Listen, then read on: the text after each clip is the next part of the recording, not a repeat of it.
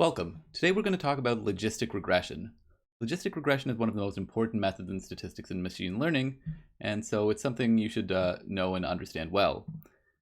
In particular, it's kind of related in some ways to perceptron that we talked about in the first lecture, but it's much more general and actually useful, unlike perceptron, which is kind of out of fashion for reasons we'll discuss briefly.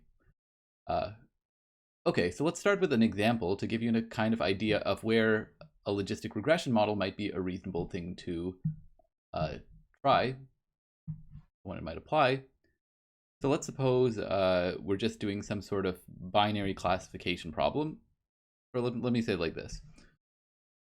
Suppose we have some data points where the x-axis on this plot is going to be hours studied for some sort of test.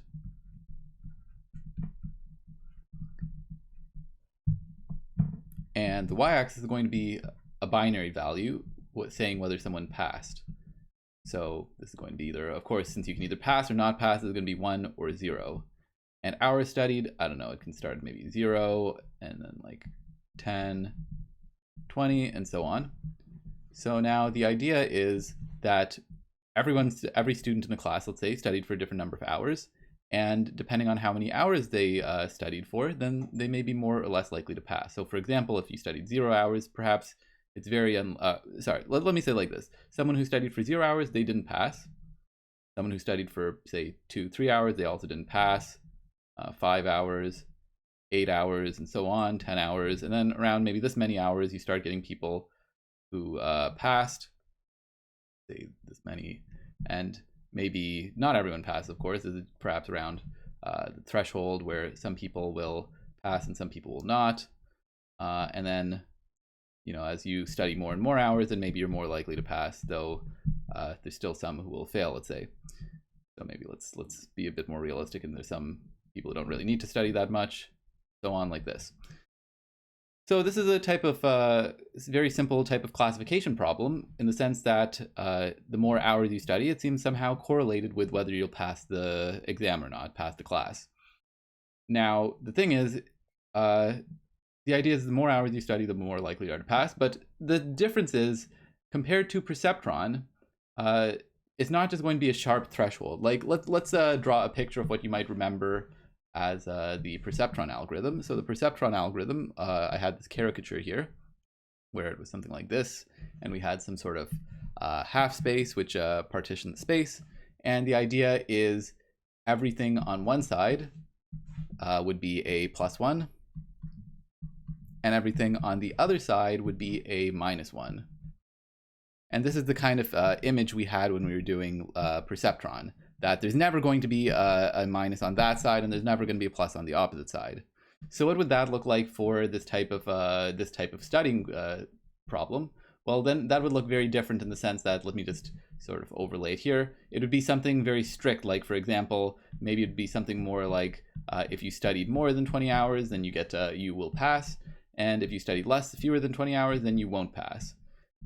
So that's kind of like what the perceptron model in this type of setting would be.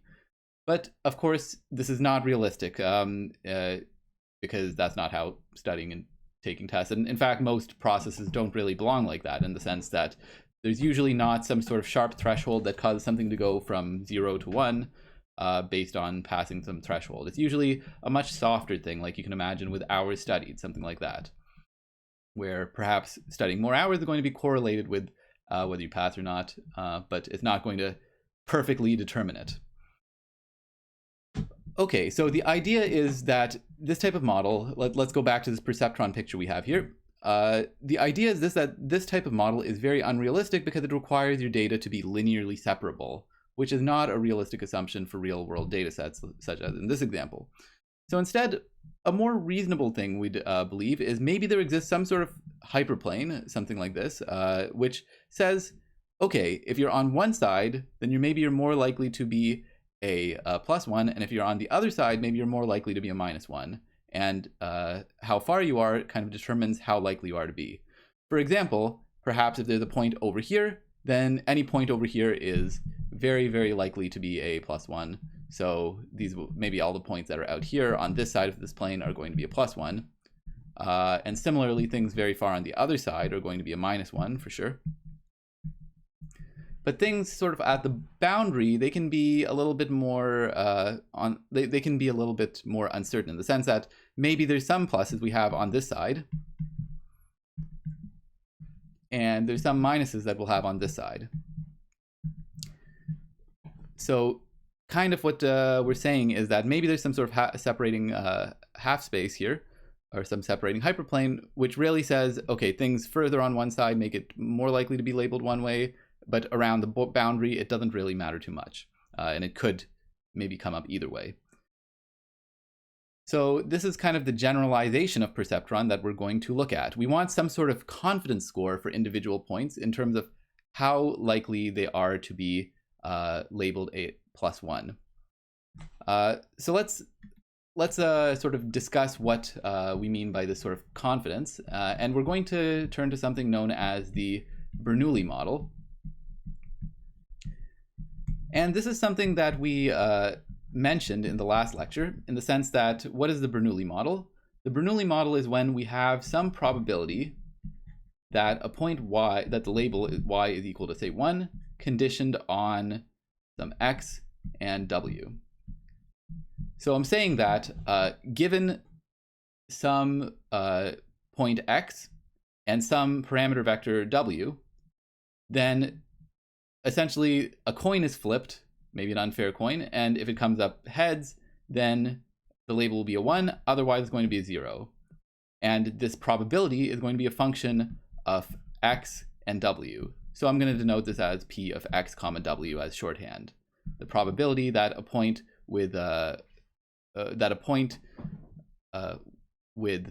which is x, and the parameter vector, the true parameter vector w, that's the probability that comes up heads. And so this is going to be something in 0 and 1. Note that so far, that what I've described here is very general. I haven't really said how this is going to use the point x and the parameter vector w. It's just saying for now, this is more general than logistic regression for now. There is some probability that the label is 1, which is a function of these two parameters.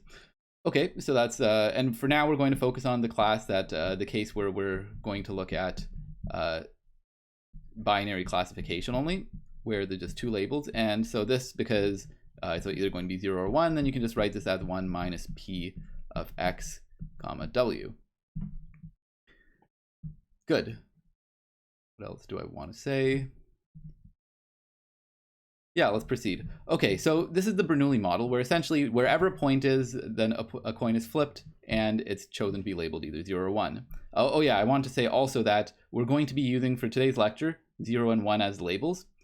Some places you'll see plus or minus 1 as the labels, but for the sake of this lecture, we'll do 0, 1. Be careful whenever you're looking at any source, because the equation looks somewhat different if you're looking at a plus minus 1 versus 0, 1. But for now, we're going to use 0, 1. Okay, so we want to try to understand, based on the x and w, what is the, how do we determine what a probability should be, this probability should be? Ideally, we would like something such that if x, if sort of the inner product of x and w is large, if the inner product of x and w is large, that corresponds to a point being way out on this side of the plane. Sorry, you can't see my mouse, but up and to the right of the plane. And whereas the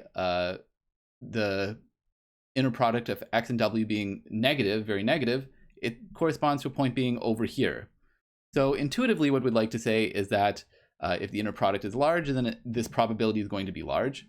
And if the inner product is small, or very negative, then this probability will be small here.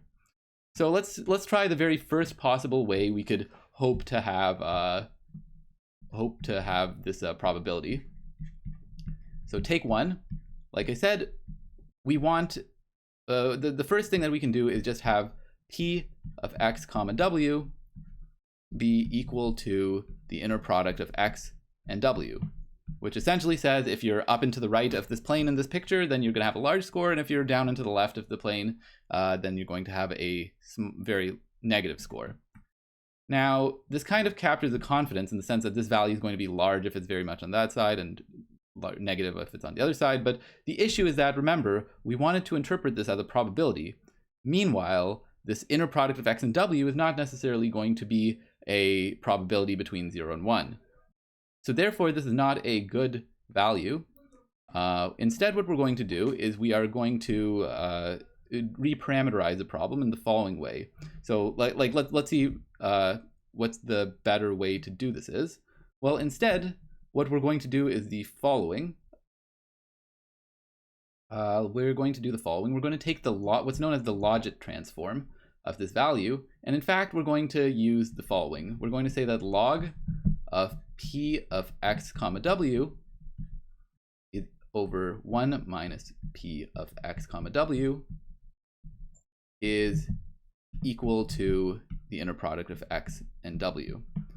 So this is a bit different, but this is at least it's nicer in the sense that yeah, you'll see why in a second. Let's say that this is actually the kind of parameterization of the problem of logistic regression that we're going to want. And is it easy to show you why this is nice? Let's just say that as p ranges from 0 to 1, then this value in here will range from 0 to infinity, and therefore this log will take all real values, because yeah, it can take large negative values or large positive values, and on the right we can have any sort of real value. So at least on the left hand side and the right hand side we have the domains matching, at least, like they'll both be over the entire real line, whereas this wasn't the case for here, where this was supposed to be in 0, 1, and this was over the entire real line. So that's at least one sanity check that we've passed. So let's play with this type of expression we have here. And one easy thing we can do is just exponentiate both sides. So if we just take e to the both sides, then we have that px comma w over 1 minus p of x comma w. This is equal to x of inner product of x and w. So now let's see what this means. This means this is the ratio, or the odds ratio as it's sometimes called, of the probability that the point is labeled a 1 and the probability that it's labeled a 0. And you can see that this kind of controls the somehow the size of it, the size of how big the inner product of x and w is, controls how much more likely this is going to be than this, seeing a 1 compared to a 0. And you can see that it scales very quickly in the sense it's exponential in this parameter. Cool. So this is a nice interpretation of how to see logistic regression, in the sense that one way to see it is that if the inner product of x and w increases by 1, that means the odds ratio is multiplied by a factor of e. That this one is a factor of e times more likely than before to see a 1 than a 0. Cool. So let's reorganize this a bit, rearrange this, and see if we can get down to an expression for what p of x comma w is going to be, because we kind of started with this parameterization, but we actually want to understand what the probability will be in terms of x and w, because that's kind of the important quantity here. So let's just rearrange this by multiplying both sides out. This gives us the following.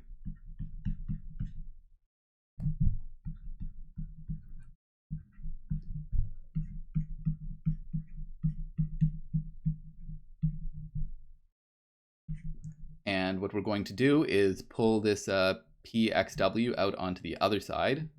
So this will give us the following. This will give us, what do I want to say? Yeah, pxw times 1 plus x of the inner product of x and w. And this is going to be equal to x of this. And now we're just going to divide through by this quantity here.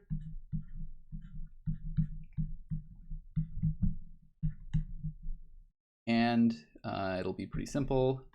At this point, we just have x of inner product of x comma w divided by 1 plus x of this inner product here. and just multiplying the top and bottom by 1 over this quantity here, then we can get 1 over 1 plus x of minus x comma w, the product here. And this function here is sometimes called the sigmoid function. Sigmoid of, I've run out of space, let me write it on the next line. This is equal to, or this is defined as, the sigmoid function. And this is the sigmoid of the inner product of x and w. And just in case you're curious why the sigmoid, why do we come up with this fancy name? Well, it's a very common function in machine learning, and it looks kind of like this, and this kind of means S-shaped. So this is the sigmoid function. Yeah. Okay, so what did we do here? Let's see if we can interpret what we did, because this is kind of weird. We did all these calculations. What do we have here? Well, we're saying that somehow we parameterized the probability that a point is going to be labeled 1 in terms of the x and w in terms of the sigmoid here. Now, let me draw you a picture of what this kind of means. Let's draw the same picture we had before in terms of this like perceptron style image or linear classifier image. So what this means is roughly the following, that yeah, you're going to take basically how far across the line it is, and that gives you some sort of probability that it's going to be a 0 or 1. So for example, let's take a point that lives exactly on the line, right here. Let me do this in a different color, let's say in red. Yeah, so this point right here, which is exactly on the line, well, in this case, this inner product of x and w, since it's on the line, is going to be equal to 0. So in this case, what we have is x of 0, which is going to be 1. And therefore, we have the probability that this is going to be equal to 1 is equal to 1 over 2. So this is equal to half. So for this point here, we have that p of x comma w. Let's just write it like this: probability that I'll be a bit of probability that it equals 1. Let me say it like this: probability that y equals 1 given x, this parameter vector w, is equal to 0.5, where this point here is x. Now, meanwhile, if we have something which is further over on this side, for example, a point which is over here, so this has a much larger value of x inner product with w. So maybe for this one, let's call this one x prime. This one has that probability that y equals 1 given x comma w, x prime comma w is equal to, say, 0.7. And similarly, things in the other direction as well. For example, if you had something way out here, this is pretty far and has a large negative value, then I'm going to claim that, let's call this one x double prime, the probability that y equals 1 conditioned on x double prime and w, this is going to be equal to, say, something pretty small, let's say 0.01. So you can kind of get the idea of how these probabilities are generated in the sense, or with the probability, sorry, this gives you an idea of the probability that the label comes up as a 1 or a minus 1, or 1 or 0 as we're using in this lecture, and it's based on this sort of parameterization. Yeah, to give you just another picture of what it looks like, let's sort of take a 1D projection. Like, let's take a 1D picture and pretend we're looking at it from right here, from this angle. We're looking as sort of from the right, bottom right. And so the 1D picture here, imagine we're looking straight and this is a line right in the middle. Well, the idea is that essentially the probability of a given point is going to, being a 1, is going to be essentially this probability here. So let me just draw the same picture that we have right there. Low probability here, and then it goes up to 1/2. And Yeah, the idea is that if we have a point which lies this far off, this kind of curve here tells you the probability that it's going to be labeled 1. So that's the kind of picture maybe you should have in your mind. So let me note that there is nothing, this might seem kind of magical. Why did we specifically pick like this curve to parameterize it? It has this nice interpretation in terms of the odds ratio, that the kind of the ratio of p of x over 1 minus p of x w is going to be this. That's kind of a nice interpretation, but there's nothing special about it in the sense that we could really have any function that fits into a specific class of functions. For example, all we needed, essentially what this sigmoid function does is it takes a value. So it's a function. Yeah, let me say this, sigmoid. It takes a value, it takes a value from, which is in the real line, like anything from minus infinity to infinity, and it maps it to 0 to 1. And importantly, it maps it in a kind of monotone way, in the sense that if you have a value over here, there's going to be a lower probability of being labeled 1 as a function, as a value over here. So that's important that it's monotone. Otherwise, it's not very natural if it's not monotone. So this is just one such possible function. And actually, let me note that if you wanted to essentially remake the perceptron algorithm, then what we do is use another different function here, and we'd essentially just use the step function, something which is 0 here, and it quickly rises to 1, and is 1 over here. So that is the red is going to be the step function, and this corresponds to, like, this one is sort of the one that we use for perceptron. Whereas for sigmoid, we use sigmoid for logistic regression. And there's many more that you could possibly use here. Essentially, the set of functions which are monotone maps from the real numbers to 0, 1, this is exactly the set of functions which are known as quantile functions. So essentially, this is kind of like the inverse of the cumulative distribution function of any distribution. So to say it another way, any sort of probability distribution you can imagine, then that corresponds to a different type of model you can use for this p of x comma w. So for example, if you, instead of this logistic distribution is a special type of distribution, but you can also look at something, you can look at a Gaussian distribution, and that would give you a slightly different S-shaped curve here, which it's called the probit. So that gives you another type of regression, probit regression, and so on. Yeah, logistic regression just corresponds to a very specific type, which is very popular. Okay, so hopefully that makes sense in terms of what logistic regression is. It's just a type of model which says that the probability of a point's label being 1 is sort of related to the x and some unknown parameter vector w as follows, as this.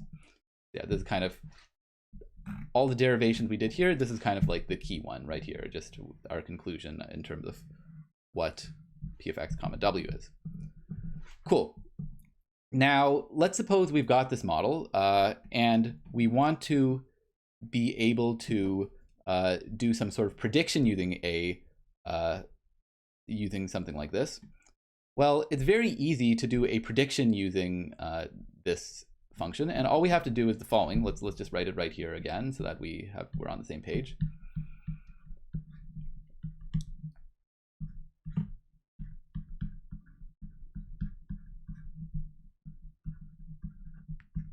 Now, okay, so let's suppose that we have some parameter vector w that we've learned, and there's some point x which is given to us, and we want to predict whether or not whether the label is going to be a 1 or if it's going to be a 0. Well, this is very easy to do because, okay, we're going to actually get something more than just a prediction in terms of the value. We're going to actually get a probability. So essentially, like, well, let me say it like this. So the classifier is going to be the following. If p of x comma w is greater than 1/2, then predict y equals 1, else we're going to predict y equals 0.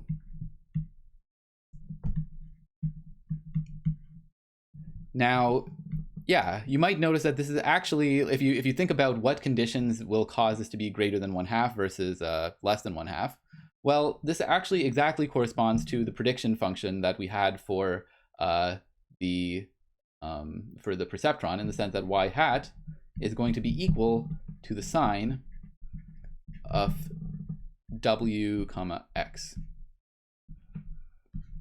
And you might be thinking, why did we do all this work to get something which leads us to the same type of prediction as the perceptron? Well, there's two important differences here. One difference is, first of all, the fact that we made this type of modeling assumption is very important. Like we sort of pictured this Bernoulli model, and this would cause us to arrive at a different parameter vector w than if we were trying to train a perceptron. In particular, just to reiterate one of the important points, that when we have the parameter vector, when we're trying to train a perceptron, we require that the data is linearly separable, and if not, will never converge, whereas logistic regression is okay with points with the data set not being linearly separable, and in fact, it can still optimize we'll still be able to optimize even when the data is not linearly separable. It's totally cool with that. Okay, so that's one difference, and so yeah, just to state that again, the main this difference is saying that using either a perceptron versus a logistic regression model will already result in different solutions W. And the other thing is the fact that we don't only get a prediction, we're also going to get some sort of confidence. That is, by taking the inner product of W and X, I guess the quantity we have here, this sort of sigmoid of the inner product of W and X, this is going to give us some sort of confidence of the probability that's going to be 1. So for example, while pxw 0.51 and p of xw equal to 0.999 are both going to be labeled as points which are 1, we can see that obviously on the latter one, it's much more likely to actually be a 1. So we're much more confident in that prediction. This idea of confidence in predictions is very important in certain settings. Right. Yeah, so in fact, let me comment that that's in fact why we call it regression, because we're not just trying to, remember when we were talking about linear regression before, we didn't just want to predict like a 0 or 1, we wanted to predict some sort of value. You might be wondering why we're using the term regression when we're doing a type of classification problem, because this seems like a different problem. Well, in fact, we call it logistic regression because of the fact that we're trying to learn these confidence scores, these probabilities, and those in turn give us a classifier, but we're kind of learning a little bit more than just learning something to classify 0 and 1s. So cool, hopefully that's clear. This kind of, we get a bit more information than just a prediction here when we're doing logistic regression. Cool. So that tells us the basics of what a logistic regression model is. Now, the question is, we've defined what it is for any given W. Now, the question is, how do we figure out what the best W is given a data set of xi's and yi's? That is, we want to pick the W, which optimizes some sort of loss function on the data set. And in fact, which loss function do we pick? So what we're going to do next is we're going to derive what exactly the loss function we should use is for this logistic regression case. And we're going to do it kind of similarly how we did before via the maximum likelihood estimator. So again, as I mentioned before, the maximum likelihood estimator only really makes sense when we have some sort of probabilistic model in terms of how our data is generated. And fortunately, that's exactly what we assumed here, that we have this type of Bernoulli model that given an x and a w, that a parameter is, that the label is drawn from this probability distribution with the Bernoulli. We have that, and we actually have this parameterization of what exactly this p is. It's this 1 over 1 plus x, but this minus inner product. So in other words, we do actually have a probabilistic kind of description of how our data is generated, and therefore we can derive an expression for what parameter w would maximize the quantity. So let's try to go through this in a bit more detail. So the maximum likelihood estimator. And we're just going to start by writing out what the maximum likelihood estimator is for a generic thing in the Bernoulli model. So what the maximum likelihood estimator is really the W hat, which is equal to arg max overall W of the following quantity. I'll write it out and then we'll discuss it.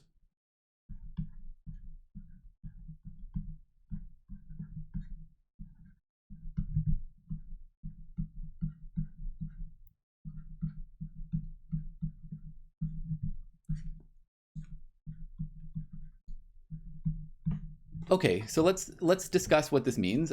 This essentially takes the product of all the probabilities that the different points came up. So okay, let's just focus on the single y1, the first point. The idea is these exponents act as kind of indicator values here. So suppose, for example, that y1 is labeled 1. Well, what would happen? Then this term would be, the second term in the product would be a 0, or sorry, the second term in the product would have an exponent of 0, and therefore this would just become a 1, so this is not really interesting. And this would just become a 1, so this is just a 1. So really, the probability of that term that factors into the overall likelihood of seeing this set of data is going to be just a factor of p of xi comma w. Basically, we'd have a product here of saying one term in the big product that we're going to be looking at is going to be the probability that we actually saw one there based on the parameters of the model. And on the other hand, if the y1 is equal to 0, then this term will be something to the 0, which is going to be a 1. And this term will be 1 minus 0, which will just be a 1. And therefore, we have the probability that in this product, we're going to have the probability that the point is labeled 0, because as we discussed, this 1 minus p is going to be the probability of the point labeled 0. And we're going to take this product over all the points in the data set, basically saying, it's going to be chaining together in a big product all the probabilities of seeing all the points given their kind of labels that we observed, as well as the xi's and the w's. So this is just standard MLE, maximum likelihood estimation, the setup. So if you don't follow that, then think about it a bit more and make sure you follow how we came up with this. Now, the important thing is, because we're working in the logistic regression model, we made an assumption as to what this p of xiw is going to be. In particular, we know that p of xi comma w is equal to 1 over this quantity here, 1 plus x of minus inner product of w comma x, I guess. And now for short, because I don't want to keep writing out this xi comma w, we're going to just let this be, well, we're just going to write this as pi. And it's implicitly going to encode this. So okay, then from there, this is going to be equal to argmax of following. So recall the same trick that we did last time, is that taking the log of some function, which is monotone if we're just trying to go for an argmax, is going to maintain the argmax. So if we take a log outside the product, then pushing it into the product will convert this product to a summation. So we're going to have a sum here of log, and then all of these terms in here. So it'll be pi to the yi times 1 minus pi to the 1 minus yi. So this is the argmax here. And the convenient thing is, since we've got a logarithm, then we can just pull these out. So this can be simplified as the following. Argmax over w, and then we have summation of yi log pi plus 1 minus yi times log of 1 minus pi. Now, yeah, so this here is kind of nice. We haven't used this p here that we had here yet. We haven't like plugged in anything about the specific form of the sigmoid. We're about to do that, but this is the generic type of loss function that we're going to have. And note that this loss function here is known as the cross entropy loss. This is a common term you'll hear a lot. Yeah, so yeah, just be aware of this, the cross entropy loss. And now we're going to proceed by plugging in this value of pi. And we're going to do this in a, it's kind of tricky to see this derivation, so I'm going to try to do it in what I feel is the clearest way. What we're going to do is we're just going to focus, sorry, let me, as one more thing, throw in a minus, yeah, no, let's leave it as is for now. We'll do this later. Okay, so I think it's kind of tricky to see how we go from one step to the next one. So what we're going to do is just focus on a single one of these terms, like fix I equals 1, the first point. And I claim that we're going to say the following. Suppose that, say, yi is equal to 1. Then I claim that the corresponding term in the summation is going to, that we're going to have the following. That we're going to have that log of pi is equal to the following quantity here. We're going to have that, yeah, that's just plugging in the value here. So, yeah, let's see. Okay, essentially saying yi equals 1 will cause this term to disappear because we've got 1 minus 1 is 0. And this term, this 1 will just disappear here. So we'll just be left with log pi. So then this log pi is the term we have to understand.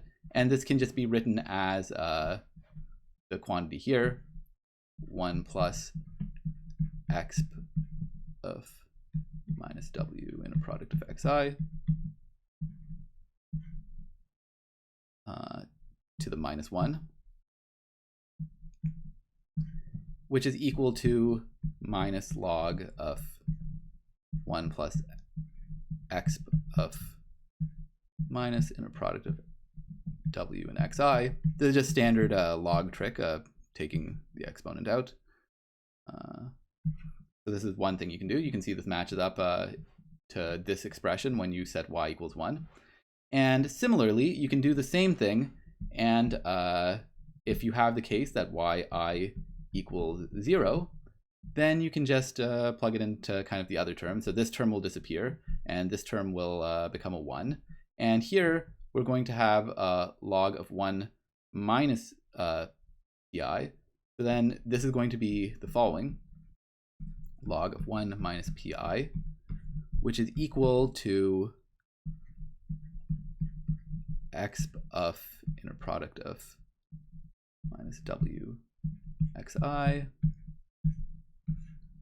over 1 plus the same quantity.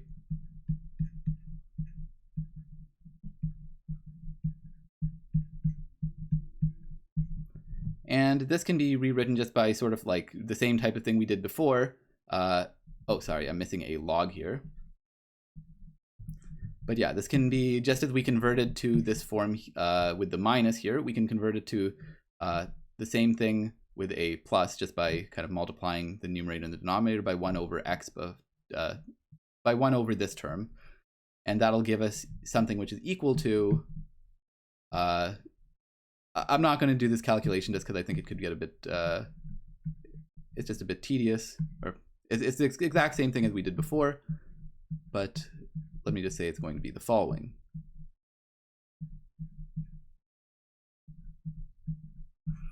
And one more close paren. Sorry, I ran out of space a bit there. But you can see this is essentially the exact same term as we had here, except this one has a minus inside, whereas this one has a plus in the inside here. But yeah, just check that for yourself.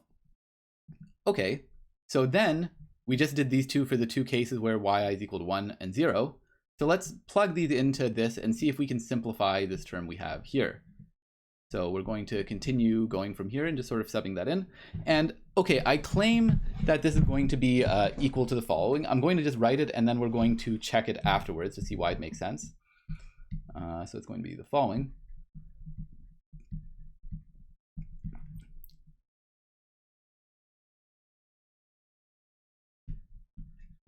Argmax over w, and then we have here minus log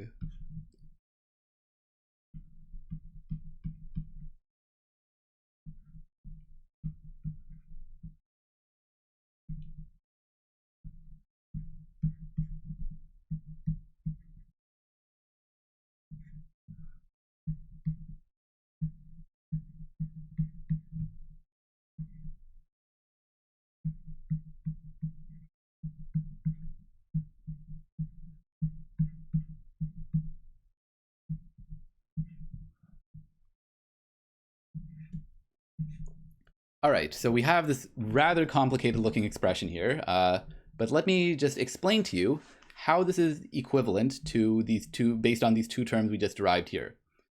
So let's see how that is. So let's suppose we have a term in which yi is equal to 1. Then what'll happen? Well, if y is equal to 1, then this term here, this will become a 1 minus 1, and this will become a 0.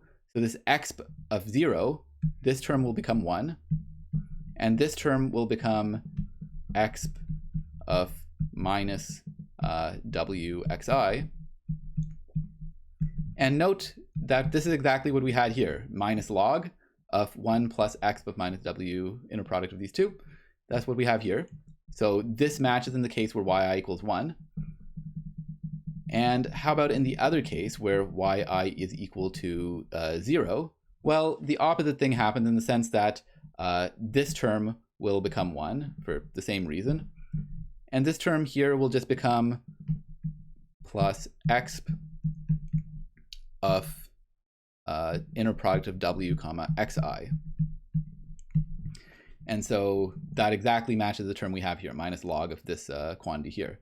So the terms match as we kind of just derived above, which we saw and checked. It's not the most intuitive, and it's also not the most pretty thing, but this is kind of what the loss function looks like.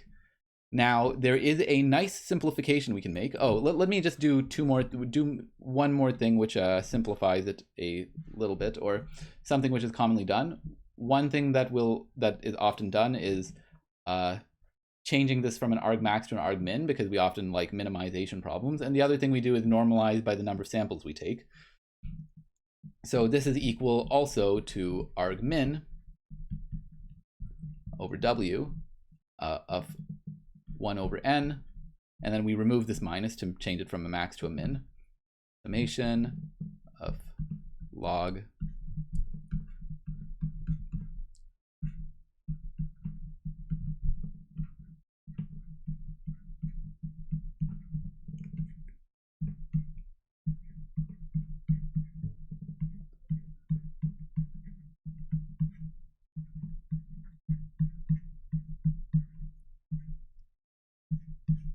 something like that many closing parentheses.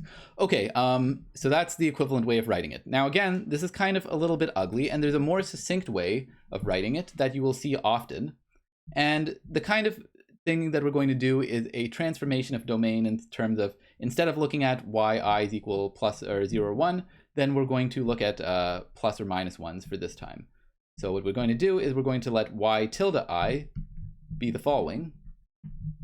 Is going to be 1, let's say plus 1,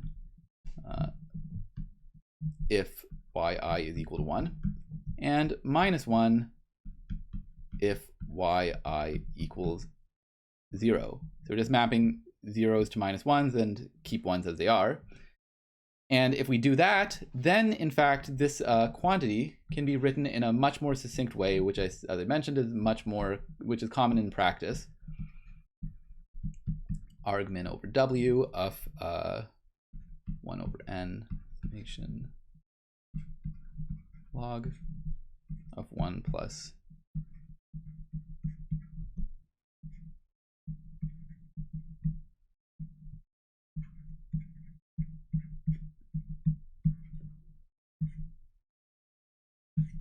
right. Now this, you can see if you kind of check the different cases, if you plug in, say, y tilde I equals plus 1 or minus 1, you'll see that this is equivalent to what we had here, just kind of doing the same case I did before. So I'm not going to walk through it again. But yeah, this is perhaps a little bit more succinct and nicer than this loss function that we have here. So it's more common to see that in practice. Okay, so now we have, this is the claim that we have some sort of loss function. And in particular, like, remember what we were trying to do whenever we're doing a machine learning problem.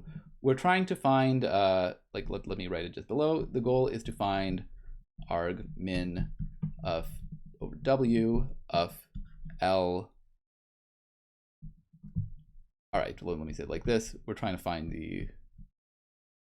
something like this from some distribution.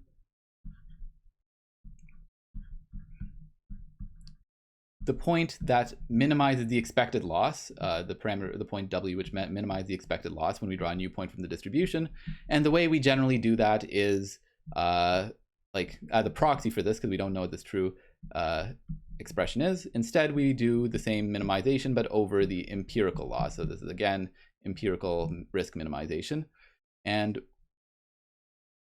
what we try to do instead is the following. Let me just say this, 1 over n summation L of w of xi, yi, which is equal to argmin over w of 1 over n summation of log of what we have up here, 1 plus exp.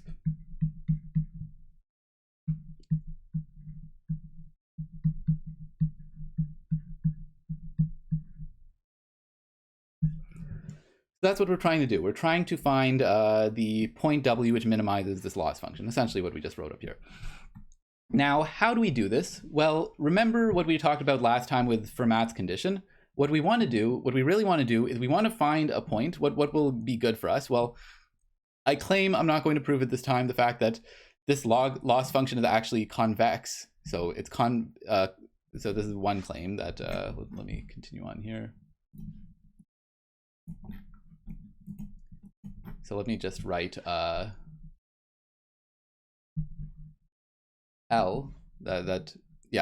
so this quantity here is the loss function L. So this is L of w, comma x comma y, xi, yi. So the claim, there's a few claims that I'm going to make. First of all, the claim is that that loss function is convex. And I'm not going to prove this, but you can trust me that it is.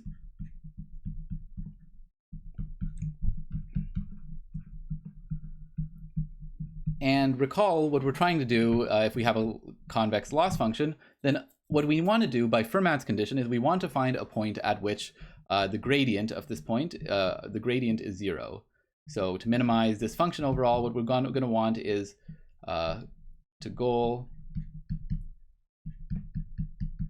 find w hat where essentially the empirical, the gradient of the losses is going to be 0.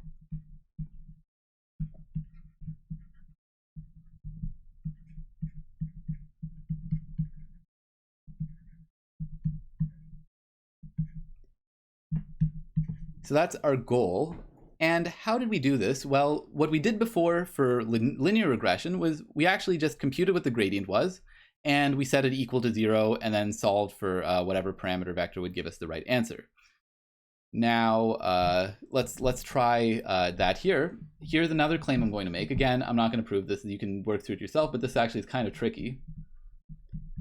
Now, the claim is that the gradient of with respect to w of L, the loss function w on a point xi, yi, my claim is that this is going to be equal to the following. It's going to be equal to p of xi, comma w, minus y, I, times the vector xi. So it's kind of looking at the gradient is kind of going to be proportional to, in magnitude, proportional to the distance between the probability and the kind of label, whether it's a 0 or 1, as well as in the direction of x. This might not be very interpretable, but let me say that the important thing to note here is that as opposed to linear regression, in which we could actually solve for w, which would set this quantity to be a w hat, which would set this quantity to be equal to 0 in closed form, that is the summation of this over all I, we could solve for that to be equal to 0, closed form. Here in logistic regression, there is no closed form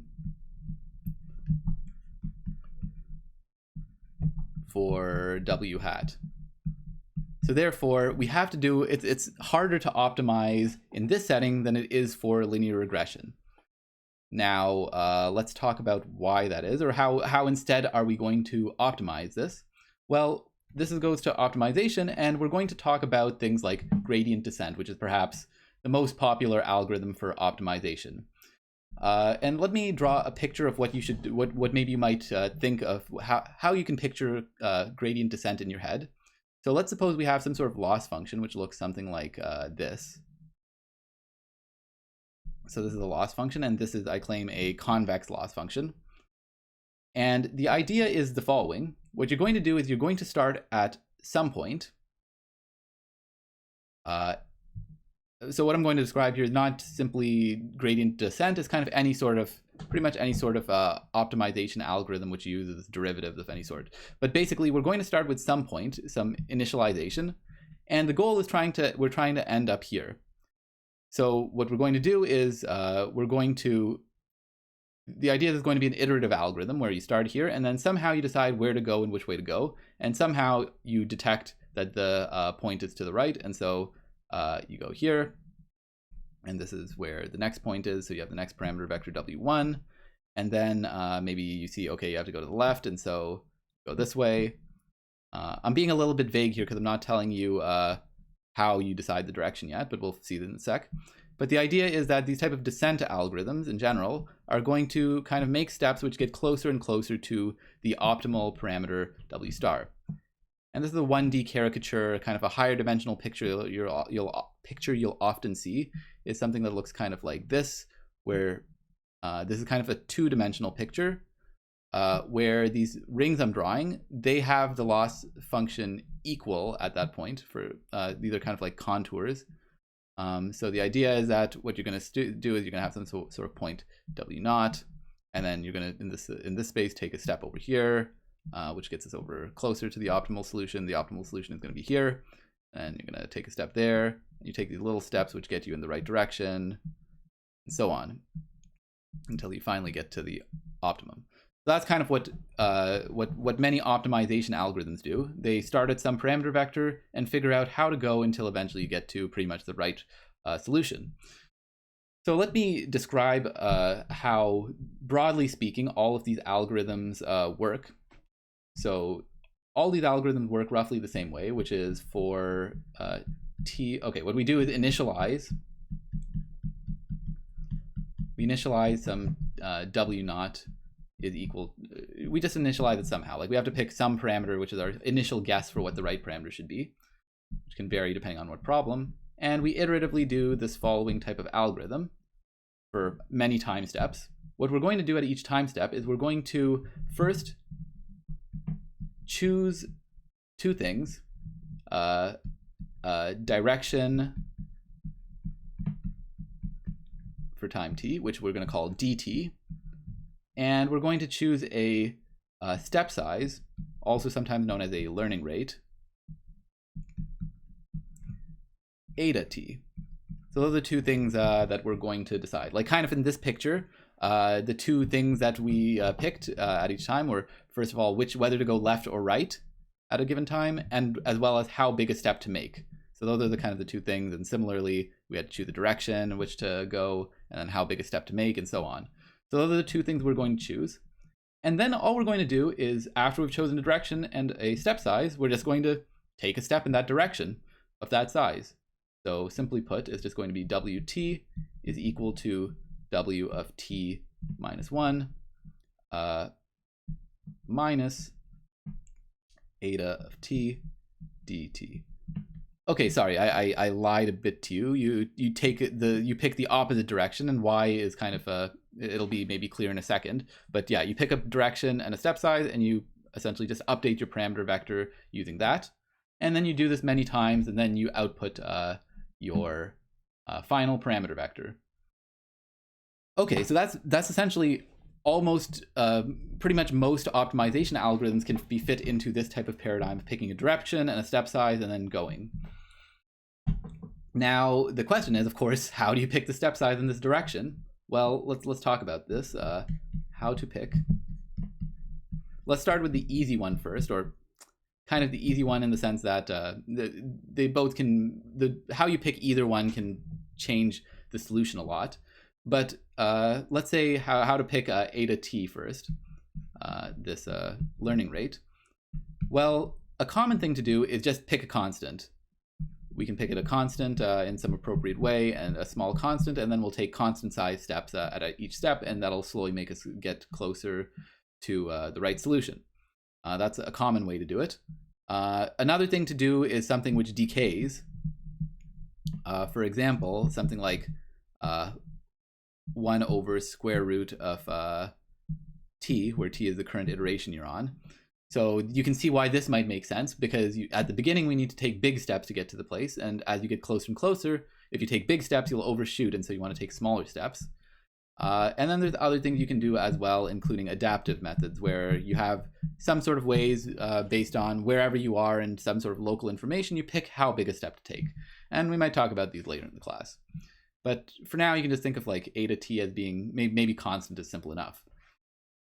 Now, on the other hand, the important thing is how to pick the direction.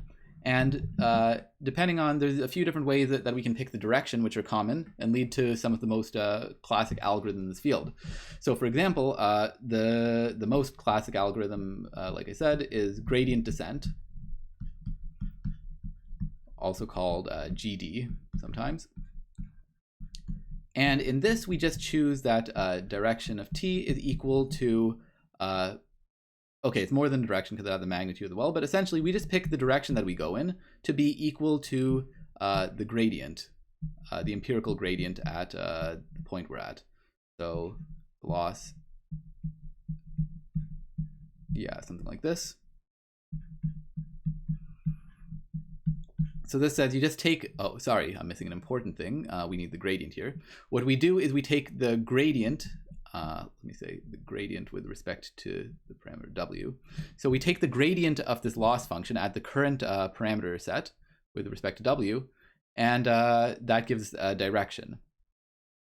This is kind of like the simplest thing, and the idea is that this is supposed to approximate the expected gradient if we drew a new point from the distribution. So this is gradient descent, and we're trying to, maybe it makes sense because this is going to be a convex function, and so therefore we're kind of following this direction to find a place where eventually, hopefully, this dt will be equal to 0. So I'll say equal to 0 at optimum. So okay, that's gradient descent. Gradient descent has fallen out of favor in some sort of more modern settings for reasons of computation. Because what does this do? This computes the gradient for every single data point in your data set. But the thing is, this data set could be huge if you have millions of entries, and taking a single step might be very expensive. So this can be overkill, computing all this information for every step. So instead, a common thing is using what's known as stochastic gradient descent. I'll just write stochastic GD, also known as SGD. And the idea here is this is overkill. You don't need to look at, you might not need to look at all of your points at each step in order to figure out a good direction. Maybe just looking at a few points would be enough, or even 1 point sometimes. So this is a kind of a random 2-step process where the first thing you do is pick a set B, which is going to be a subset of all the points, of all the indices. And this is usually often done randomly, or maybe it's done iteratively. Like, you just have to do it somehow. And typically B is going to be much, much, much smaller than n, say some small constant. And then after you've done that, you just choose basically dt to be the sort of empirical loss over this. Or sorry, the empirical gradient over this. So it's the same thing, except the only difference is the summation over the gradients of the points in the set. Yeah, and if the idea is if you have, say, the size of B being something like 100 instead of 1,000,000, then each step will be much, much, much faster. The steps are going to be less accurate, but if they're like so much faster, then it's really worth it. And this is what's most commonly used to train neural networks today. So these are kind of the main algorithms that you use in this setting, but I'll mention another thing which is sometimes used for optimization in certain cases, and this is known as Newton's method.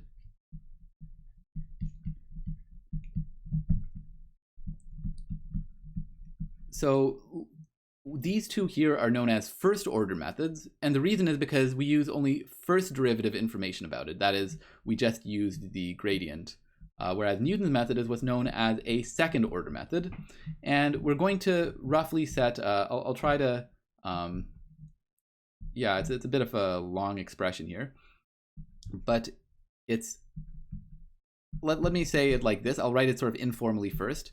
It's going to be the inverse of the Hessian, and then we're going to multiply that by the gradient of by the gradient.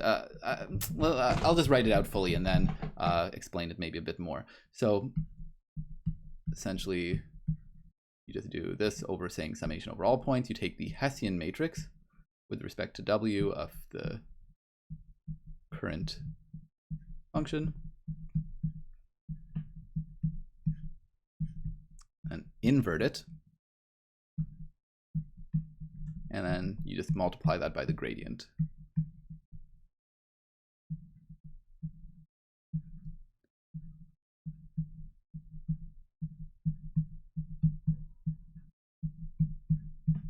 So let's try to parse this. This is, like I said, this is going to be the gradient, the empirical gradient. And this term over here, this is the inverse of the Hessian matrix.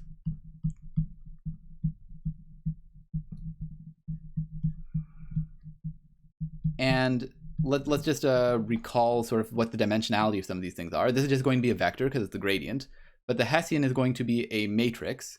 When we take the inverse of a matrix, it's still going to be a matrix of the same dimensionality. And so it's going to be a matrix times the vector product, and this will overall give us a vector, which kind of type checks with what we want, because we really want a vector, a direction to go in. So this is another optimization method. And what are the pluses and minuses as opposed to gradient descent? Why might we prefer Newton's method, and why might we try to avoid it? Well, one reason to prefer it is because it requires far fewer iterations. So gradient descent, this can take many steps to get to a right answer, whereas Newton's method in many cases can lead to just a few steps that are necessary, like 5, 10 or something, surprisingly fast. On the other hand, even comparing like stochastic gradient descent, this might take even more steps than gradient descent, but each one is going to be much faster. So yeah, this takes many more steps than Newton's method. But the thing is, on the other hand, computing a single step of Newton's method is rather expensive. And this is because of the fact that this is a inverse of a Hessian matrix. So this is going to be quite large dimensionality. It's going to be like d by d, and then we have to compute the inverse of that matrix, which can be potentially numerically unstable. So there's a lot of tricky things that come up when trying to compute this. So for that reason, while there might be far fewer steps, Newton's method, each step could be prohibitively expensive. So for that reason, especially in modern settings, stochastic gradient descent is kind of king and works the best in general. But sometimes, especially for smaller problems, things like Newton's method might be better. In particular, going back to like taking a step back out of this little vignette on optimization, Newton's method can be pretty good at solving logistic regression, but any sort of solution actually runs into a few difficulties involving things like numerical stability and stuff like that. So implementing logistic regression properly can actually be kind of tricky as compared to linear regression, which is relatively easy if you think about it a bit. But yeah, implementing logistic regression can be a bit tougher. Okay. So the very last thing I'll mention is, after all this, what have we talked about? We've talked about what logistic regression is. We've talked about the loss function. We derived the loss function, in fact, and we talked about how we might optimize it. The last thing you might be wondering is, what if we're in a setting which we are not looking at a binary classifier and we have a multi-class setting? So it's very simple. It's pretty much the same as what we've done so far. It's just that you generalize it in a natural way. So now we're going to have, instead of just being 0 or 1, we're going to have classes 1 through C, let's say, and we're just going to parameterize it in a very similar way to before. And this time we kind of have a different, so this is not going to be just a vector now, it's going to be a matrix, and it's going to consist of, if we have C classes, there's going to be C different rows, each of dimensionality D. And we're just going to kind of predict a score for a certain class based on the inner product with the corresponding vector. And then here we have a summation over different classes of exp of inner product of WL, comma, X. So if you think about it, this is kind of pretty much the exact same thing. It's just a generalization of what we've seen with the two classes. There's some funny things that go on here because there's like kind of a special case for the last one, because that can be a 1 or you rescale it properly. But yeah, just trust me when this, maybe you can check for yourself when this is the natural way to generalize it to multi-class. And everything else we've done deriving the loss function is very similar. You just have to work through it and you can see. Cool. So that concludes it. We've talked about logistic regression today, which is a very important method and is kind of the basis in particular for neural networks as well. If this is kind of, in some sense, which will maybe become more clear later, logistic regression is kind of the most basic neural network that you can imagine.